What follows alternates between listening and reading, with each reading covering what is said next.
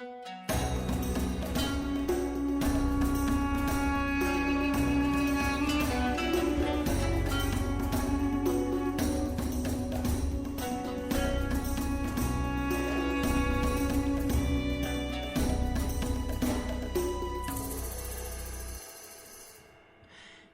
gamers, this is Liz Davidson from Beyond Solitaire, and I am super happy to be bringing you this podcast going beyond the board with a very special guest, Caitlyn Leong. How are you doing today, Caitlyn? Doing well. Thanks for having me on. So I've had Caitlyn on because she is awesome. She is getting her master's in security studies at Georgetown, and she has aspirations to be a professional wargamer. So, Caitlyn, I think a lot of people who are hobbyist wargamers like myself are wondering what exactly is a professional wargamer? So, in my experience, a professional wargamer is somebody who uses wargames, simulations, exercises based on political crises and the like to provide some sort of analysis to the government or the military or an NGO or a business about an issue that they're looking to better understand. So many professional wargamers are also analysts by trade. So they have some background in quantitative analysis and research to sort of supplement their wargaming and game design abilities. So most people that I know professionally who wargame are not necessarily wargaming analysts as their title, although there are some jobs for those folks. They're defense analysts, they're policy analysts, and they do wargaming to supplement their other research portfolios, essentially. So, when we talk about wargaming to study a specific topic, does that mean that most wargames at the professional level are custom made to approach specific situations that people are dealing with who commission them? Yes, almost entirely. So, usually what happens is a sponsor identifies a need or a specific area that they want to study. So, say, for example, what military platform should we be acquiring in the next defense budget? You know, what will give us the greatest advantage over our adversaries? So the Department of Defense will say to their in-house wargamers or a defense contractor, "Hey, we want a game that tests the ability of these 4 or 5 different platforms to give us some sort of advantage over X type of adversary."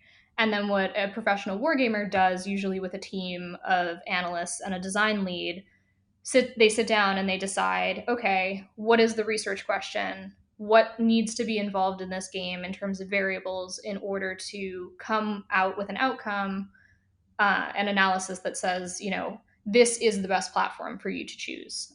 Similarly, you could examine a particular crisis.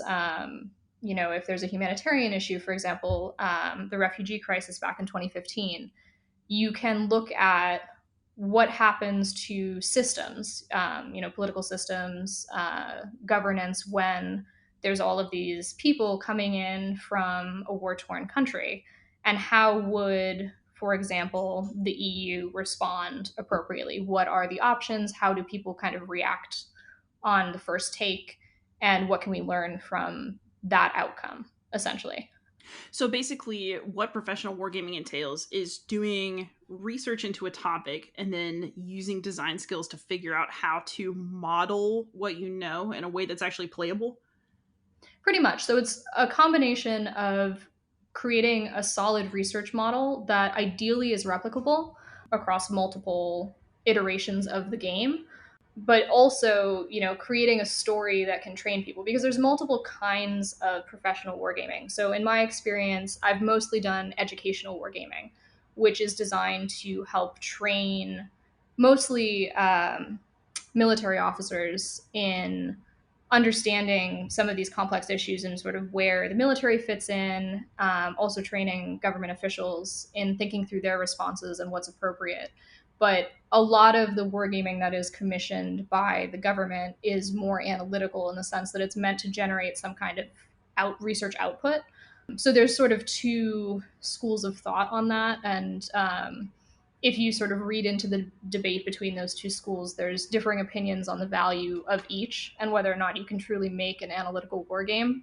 Because ultimately, a war game is still play in some form, and that kind of takes away a little bit of the analysis element because you're not just running it through a computer multiple times to sort of test the outcome.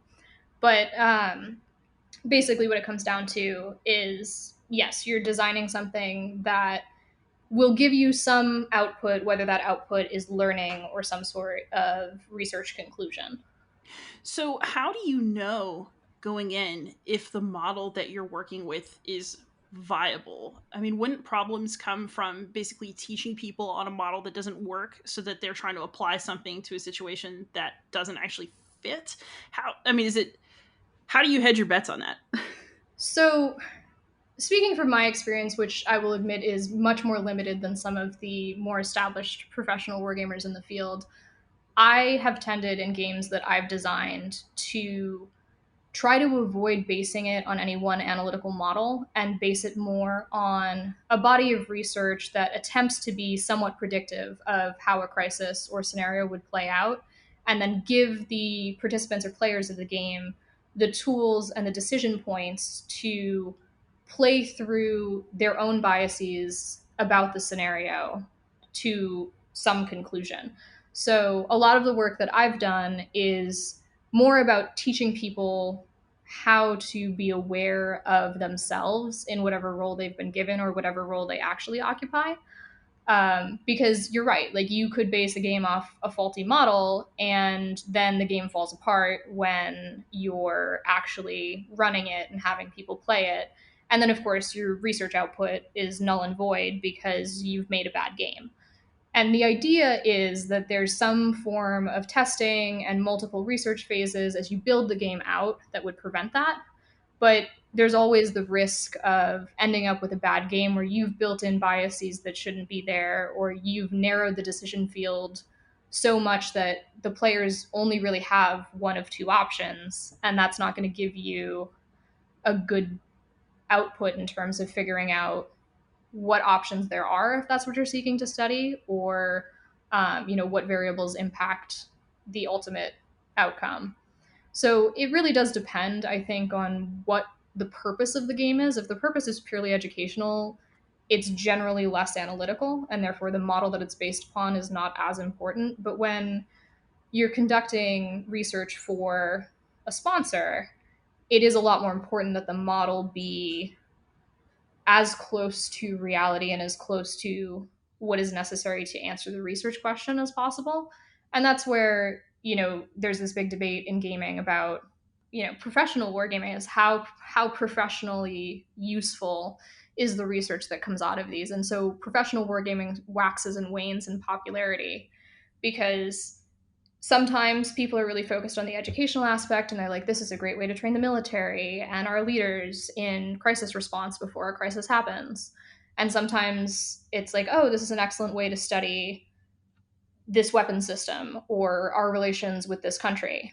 And then other times it's like, oh, you want $500,000 to write a game and play a game.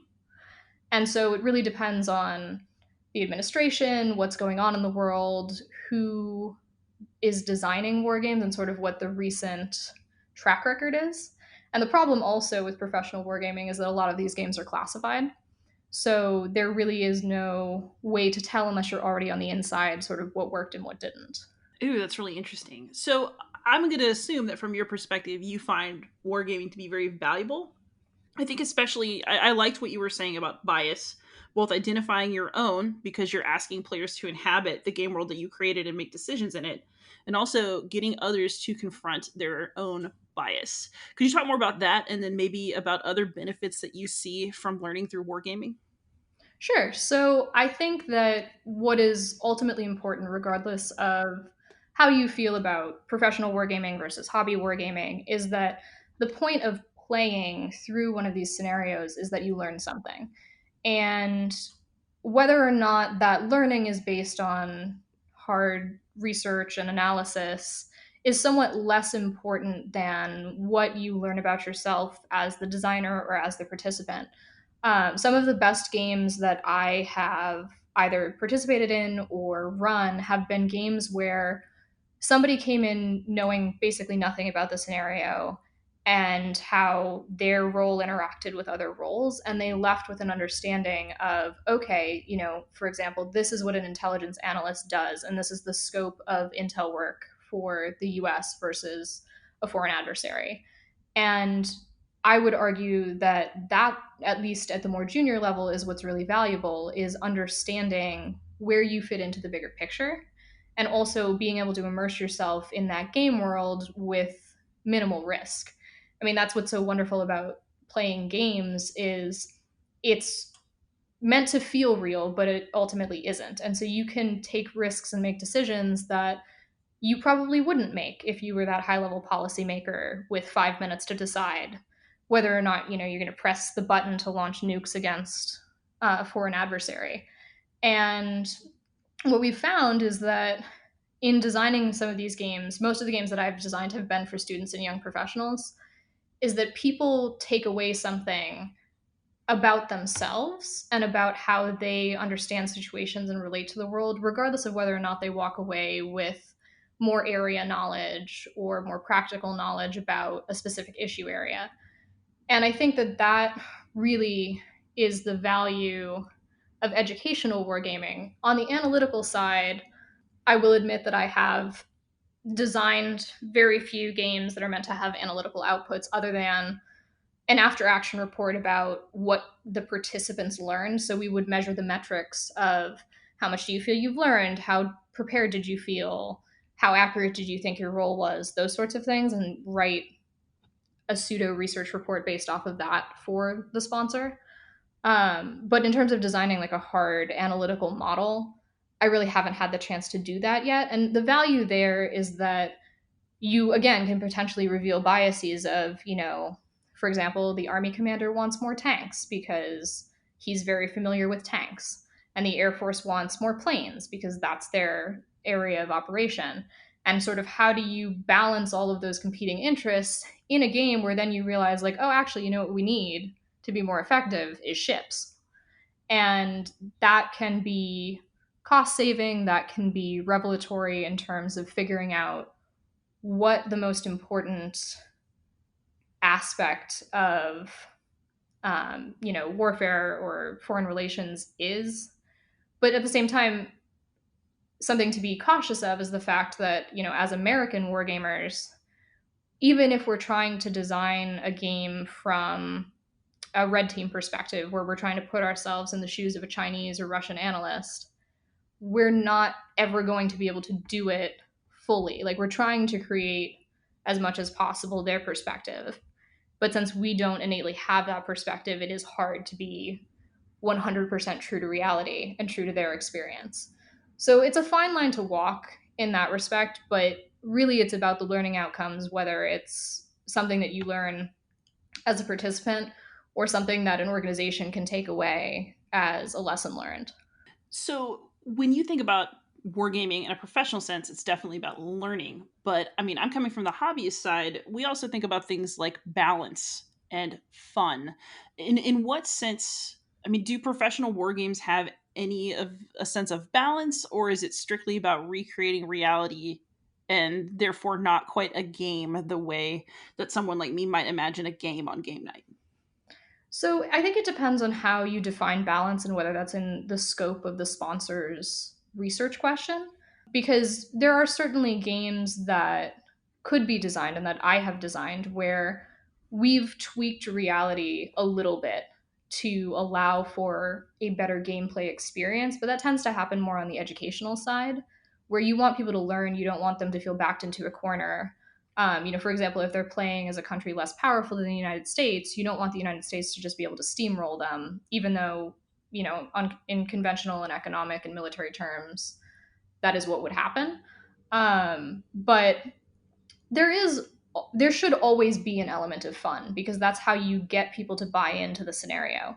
You can't have, it has to be realistic enough that you can have, high ranking military officials buy in and say, like, yes, this is something that will help us make a decision, this is something that will help us train. But at the same time, to keep people engaged, it has to be fun. And you kind of have to mask that element a little bit because that's not what the primary purpose is. But if you design a good game, people will ultimately enjoy themselves. It's just not necessarily the same as designing, let's say, a four-person board game where you kind of want everybody to be able to win based on their skill level. Like one player shouldn't be super powered because then it's no fun and you open the box and you're like, oh, well, that person's that person. And there's no way I can win the game now because they have this super powered ability and I'm just screwed. So I guess that's where it differs a little bit is you're designing with the sponsor in mind and with their goals in mind, and you're not necessarily designing for pure fun and the joy of sitting down with a group of friends on game night. But if you've designed a good game, the story should be believable and it should still be fun, although that's not necessarily how you would describe it as you're pitching the concept and briefing on the game. You would say, like, oh, it's an immersive game experience that's designed to model reality and give you X outputs. And for it to be immersive, in all honesty, it should be fun. But you're not going to, get up and tell the Joint Chiefs, oh, this war game's going to be a lot of fun, because that's just not how you're going to get repeat business in that sense. But people enjoy them and say, like, oh, that was really enjoyable. That's ultimately like what the fun is in a professional sense. That makes a lot of sense. So, are you a hobbyist war gamer or board gamer as well outside of a professional context? How did you get into gaming? So I grew up playing board games with my siblings, although admittedly we didn't get too far beyond like Monopoly, Risk, Stratego, chess, those sorts of things, because I didn't realize as a kid what wargaming was. Like I enjoyed board games, but I wasn't, super plugged into the hobby or obsessed with them. And I played a little bit of D&D with my friends in college, and then we all got too busy, so that kind of fell by the wayside. But the way I really got into gaming is through an organization at my undergrad. It's called GW Strategic Crisis Simulations, and it's a student-run organization that's meant to, if you're on the writing team and or part of the executive board, you're designing games that are meant to be educational on international affairs topics for DC area students and young professionals.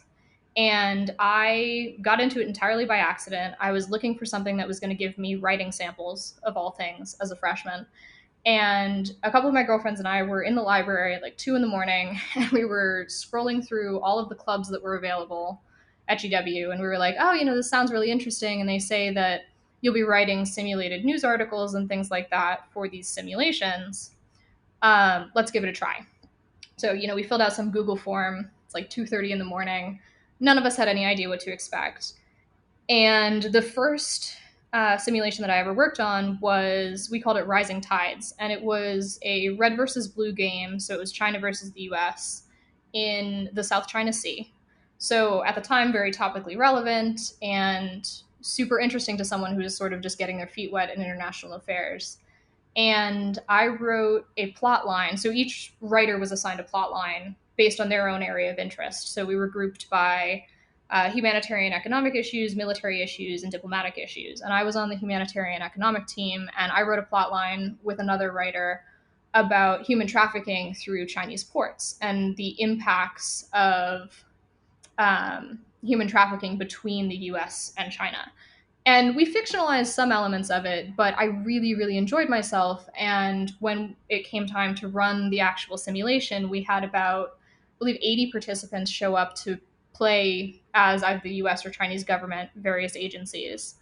And people were so immersed in the scenario that we had created, and I really just fell in love with it. And I kept writing, and then eventually I joined the executive board. And by the time I graduated, I was the director of simulation. So I was running the design team for these large scale exercises that we were putting on 4 times an academic year, in addition to smaller tabletop exercises once every couple weeks. And that was kind of what I knew of wargaming And I considered that to be my hobby through college. And I was lucky enough to intern at the National Defense University's Center for Applied Strategic Learning while I was an undergrad. And I learned through that experience about how wargaming and exercise design can be used for joint professional military education. And I had the opportunity to help run exercises for military officers and to design these exercises that were being used as training for people who were in the master's program at NDU. And I remember thinking, it was probably my third week of the internship, I was like, ah, man, like I want to do this for a living. And then I realized that a lot of people who are professional wargamers are also hobbyists or got their start in hobby gaming. And we would have game days every other Friday, and we would pull out various war games and play against each other in the office on Friday afternoons. I realized I really didn't know that much about the body of box set war games that were out there. And so from then on, I've tried to be a little bit more aware and play more games and try to modify games with my friends to figure out, what mechanics work, what mechanics don't, why is this fun, what can we take from this and incorporate into professional game designs. But I never intended to be in this field, and I never intended for it to potentially turn into a career. And what I found is that there's actually not as many opportunities for wargaming itself. Like I mentioned earlier, there's a lot more opportunity to be in defense analysis or policy analysis and do wargaming on the side as 5% of your total work portfolio. And it's just been really interesting to see sort of what is out there in terms of both hobby gaming and professional wargaming, because 5 years ago I didn't even know any of this existed. Yeah, and you actually wrote a piece about it, which is what led me to contact you. Your piece, How to Raise a Wargamer in PAX Sims, is very interesting. What inspired you to write it?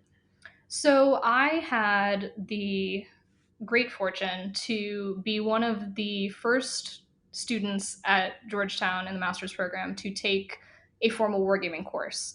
Professor Sebastian Bay launched this inaugural course the fall I started the program, and it's called Basics of Wargaming.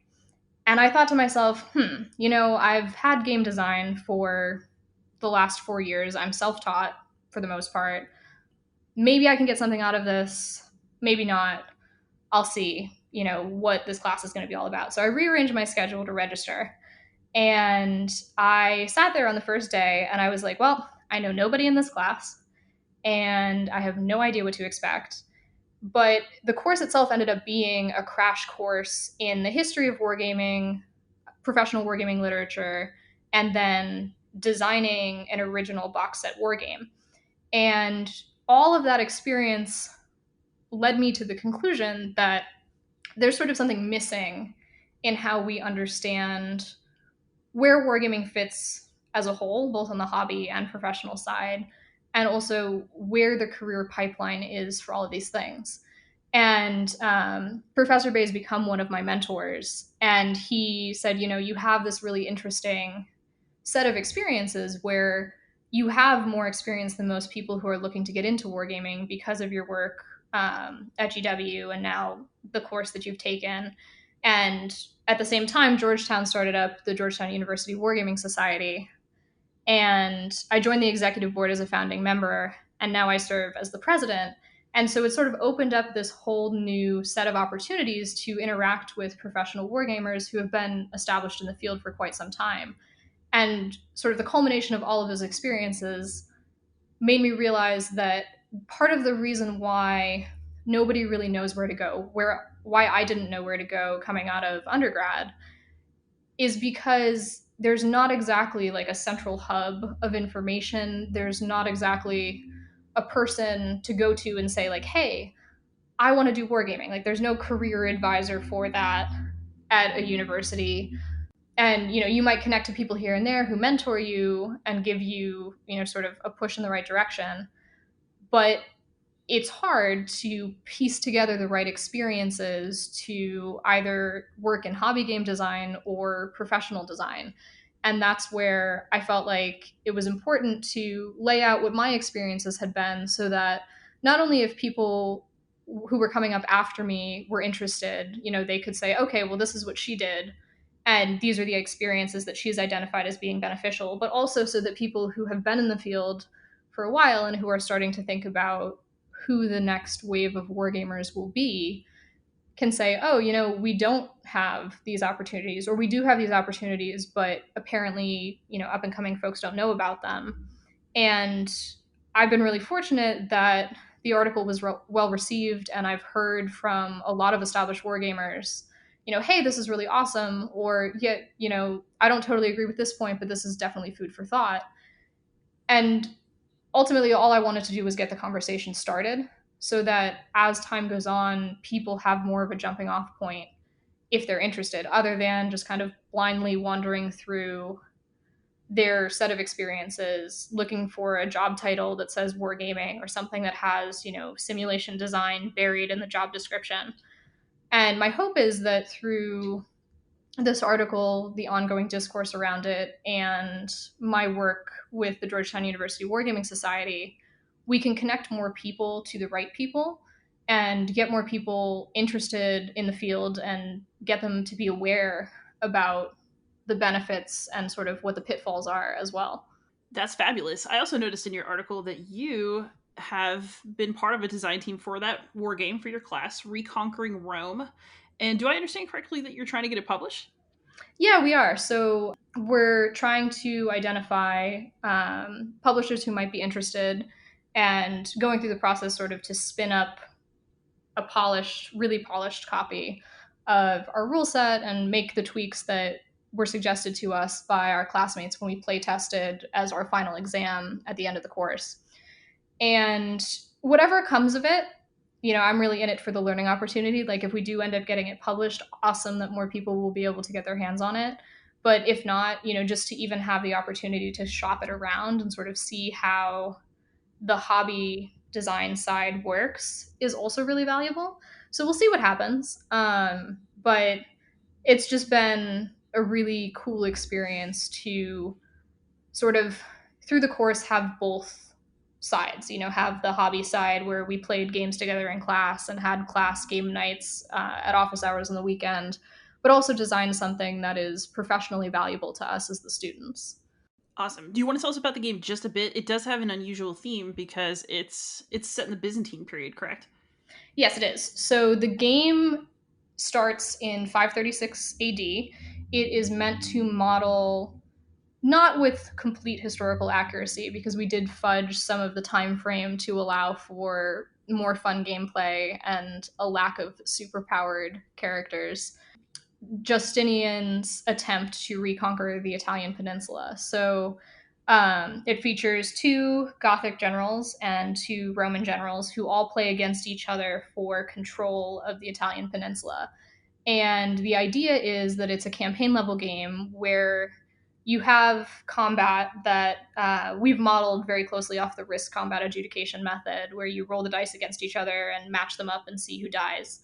But also to include some high level strategic and operational thought in the form of strategic objectives that need to be achieved in order to win the game.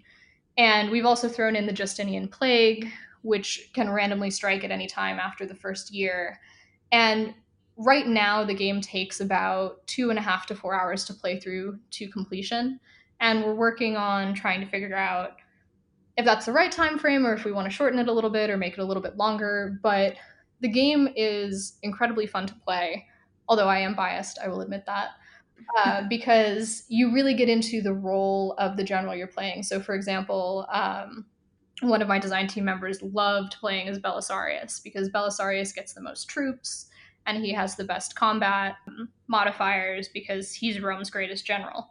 And then we fudged history a little bit to include the two Goths at the same time because they were actually kings in succession to each other, and also to make Narses, the other Roman general, a little bit less lame.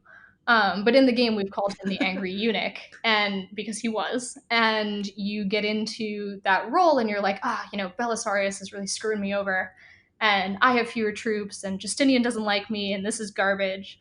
And then within your faction, as a Roman or a Goth, you kind of start playing against the other player. And so there's multiple ways to win. You can win as a faction, you can win as an individual general, and it's a really cool way to see a part of history that I think a lot of people tend to forget, because a lot of people focus on the Roman Empire when Rome was great and not so much on the Byzantine period when Rome was trying to be great again and wasn't necessarily succeeding in that. And we had a ton of fun studying the historical record. We read Procopius. Oh, that just can't be beat. Yeah. Well, and I mean, it's really funny because he's so sassy about things. Like the way he describes people in battles, it was like, oh, okay, like you're really doing some revisionism here. But it's awesome to be able to study, especially ancient combat when you're first starting out designing a board game, because ancient combat is a lot simpler than modern combat, because the weapons were pretty standardized, the tactics were relatively standardized, sieges were pretty common, and so we were able to build all of that into the game and make the justification that it's based on history. We've oversimplified it a little bit so that sieges do take multiple turns, but you're not sitting there for the entire game waiting for Rome to fall. And yeah. And so we also were able to design these really cool card decks that help modify the game as you're going along.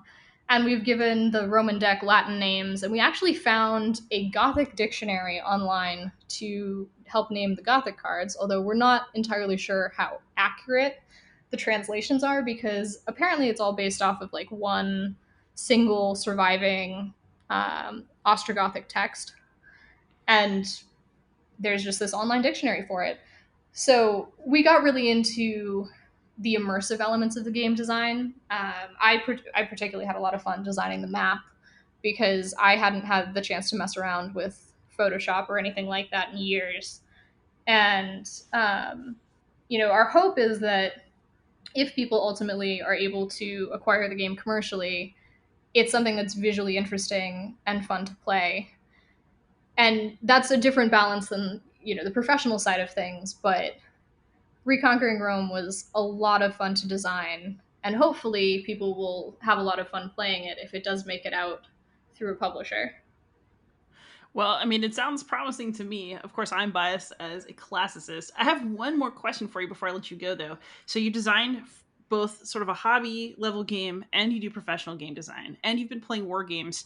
So one thing that a lot of gamers will say is that it takes a lot of time to learn a war game, that the rules can be quite complicated, it can be an investment. So how do you create professional war games that are up to the complexity of a situation, but that are also learnable for the people coming in for that wargame experience?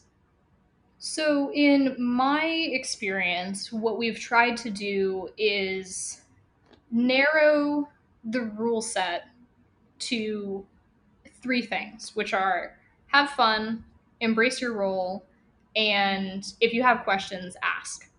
Because with educational games in particular, especially for students and more junior folks, there's always sort of this element of the unknown. Like, I don't know what I don't know yet. And rather than having people get caught up on, like, oh, what am I actually allowed to do? What we've done is build in opportunities for people to submit what we call requests for information, or RFIs. And so let's say they get a simulated news article that says, Russian submarines spotted off the Alaskan coast. And they don't know necessarily what the capabilities of a Russian submarine are. They can Google it, or they can request from us as the control team, so the group of us that are running the game, hey, how concerned about this should I be? Like, what do I need to know in addition to the fact that there's this submarine? And that way, people don't have to be focused on what they know or don't know. They just have to be focused on reacting to information and making decisions. And what we would ask people to do in these simulations that we ran at GW was give us, as the control team, a list of their policy options, like what they wanted done.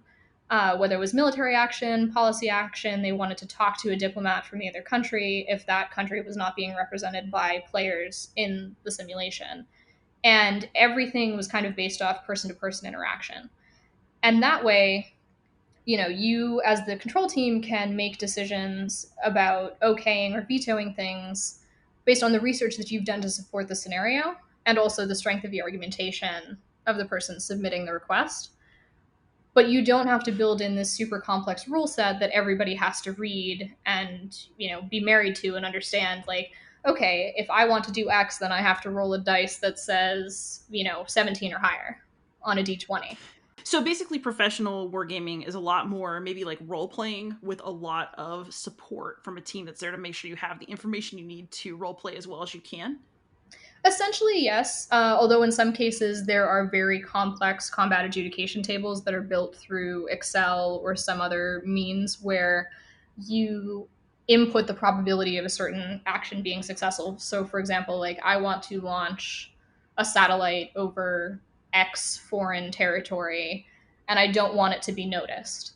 And then much like you would roll, a d20 for initiative in Dungeons and Dragons, there's this complex analytical model that's been built to give the likelihood of success of you taking that action in the professional game.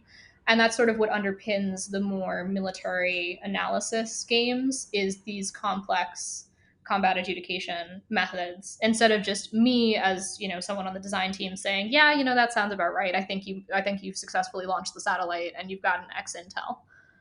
So it really depends on the purpose of the game, but you're trying to create a situation in which people feel like they can buy into their roles and play the roles. And ideally, a lot of these games are for military officers, so they're already in those roles and they don't have to pretend. But, there are games where you have to put yourself in the shoes of, your adversary and say, okay, well, now I'm an analyst for Russia. And what do I actually think about this? And what would I do if I actually worked for the Russian government? So it really depends on the purpose and scope of the game.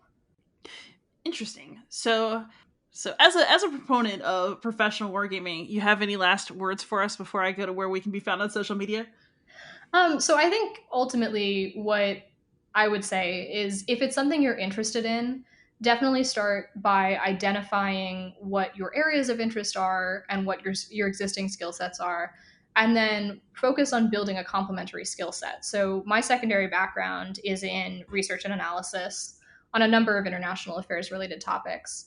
And what I've heard from a lot of people that I've spoken to in professional wargaming is really to be a successful professional wargamer, wargaming has to be largely secondary to the rest of your work. So you have to be able to do good quantitative analysis or good research or good briefing.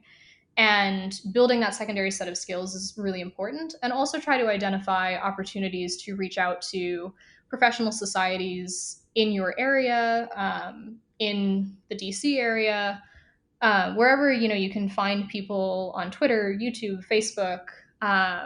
For example, the Georgetown Wargaming Society has a YouTube channel where you can watch all of our recorded webinars since we're online for COVID, and identify those resources, learn from those resources, start reading the literature. I mentioned in my article several books that are a good start, and try your hand at game design.